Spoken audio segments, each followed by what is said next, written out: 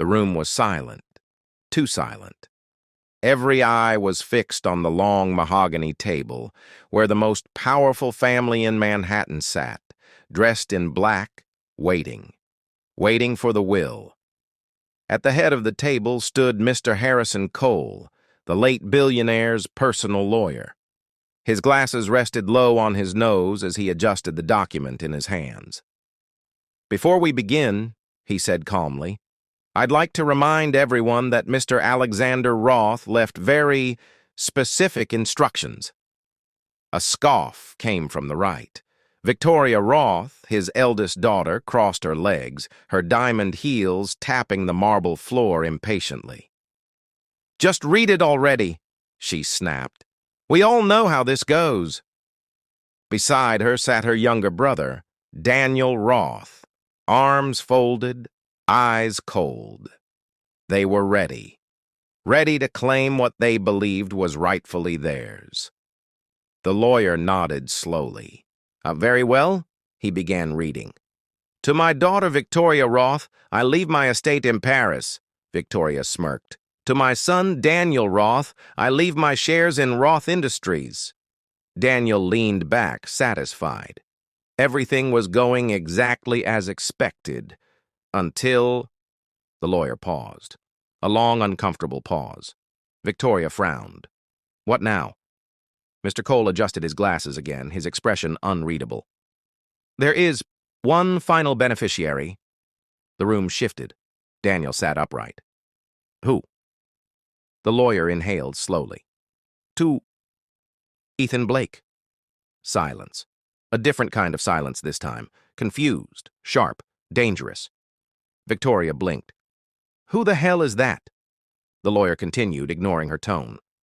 "To Ethan Blake, I leave the remaining 60% of my fortune, including full controlling rights to Roth Industries." The room exploded. "That's impossible!" Daniel slammed his fist on the table. Victoria stood up instantly. "This is a joke. It has to be." But the lawyer didn't flinch. "It is legally binding." Daniel's voice dropped, deadly. "Find him." Cut to a small auto repair shop on the outskirts of Brooklyn. Oil-stained floors, loud metal sounds, the smell of grease. Ethan Blake wiped his hands on a rag, sweat dripping down his forehead as he worked under a broken-down car. "Hey, Ethan!" his co-worker shouted. "Some guys in suits are here for you." Ethan frowned. "For me?"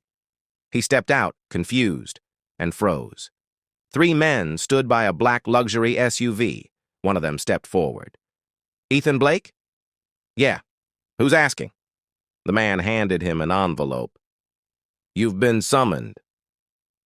2 days later, Ethan sat in the same room, the same table, and the same family staring at him like he didn't belong, because he didn't. He looked down at his worn-out boots, then at their expensive suits. "Look," he said awkwardly, "I think there's been a mistake. I don't know any Alexander Roth." Victoria let out a dry laugh. "Oh, we know." Daniel leaned forward. "So tell us, how much did he pay you?" Ethan blinked. "What?" "To play this role," Daniel continued. "Because trust me, you don't just accidentally inherit billions." "I didn't ask for any of this," Ethan shot back. The lawyer raised a hand. Mr. Roth anticipated this reaction. He slid a sealed envelope across the table. "For Ethan Blake, to be opened in private." Later that night, Ethan sat alone in a luxury apartment he didn't recognize as his own. The city lights flickered through the glass windows. His hands trembled slightly as he opened the envelope. Inside, a letter. He unfolded it and began to read. "If you're reading this, then I am gone. And if everything went according to plan, you are now exactly where I wanted you to be." Ethan frowned. "You don't know me as Alexander Roth, but I have known you. Your entire life." His heart skipped. 25 years ago, I made a mistake. A mistake that cost me everything that mattered.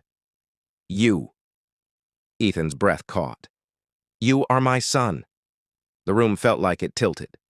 No, he whispered. Your mother, Elena Blake. She left before I could fix what I broke. I searched for years, and when I finally found you, I realized something. Ethan's eyes filled with confusion. You were better off without me. Tears burned at the edges of his vision. So I watched from a distance. I saw the man you became. Honest, strong, kind, everything I wasn't. Ethan clenched the paper tighter. My other children, they grew up with wealth but not values. I built an empire, but I failed as a father.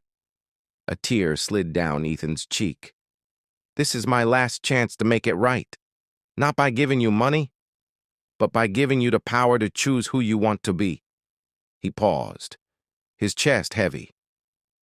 Be better than me, Ethan. That is your real inheritance. The letter slipped slightly in his hand. Your father, Alexander Roth. The next morning, the war began. Victoria stood in front of a group of board members. This is absurd, she said sharply. A random mechanic is not taking over this company. Daniel nodded. We challenge the will. Lawyers, meetings, pressure, all directed at Ethan. But something had changed. The confused mechanic from yesterday was gone. Boardroom. Final vote. Ethan stood at the head of the table, all eyes on him. Victoria smirked. Last chance to walk away, Daniel added. Take the money. Disappear. You don't belong here. Ethan looked at them, calm, different. Then he spoke. You're right. Victoria smiled slightly. I don't belong here. A pause. Then, but neither did the man who built this place. The room went still. Ethan stepped forward. He said this company lost its values, that it became something ugly. He placed the letter on the table. I'm not here to be him. His voice hardened. I'm here to fix what he broke. Daniel scoffed. And you think you can? Ethan met his eyes. I don't think. I will. Final scene. Months later, the news headlines flashed. Unknown heir reshapes Roth Industries. Major charity reforms announced. Employees celebrate new leadership. Ethan stood on the rooftop of the company building, looking over the city, not as a mechanic, not as an outsider, but as something else entirely, someone who chose his own path. He pulled out the letter one last time, read the final line again, then folded it gently and whispered, I will.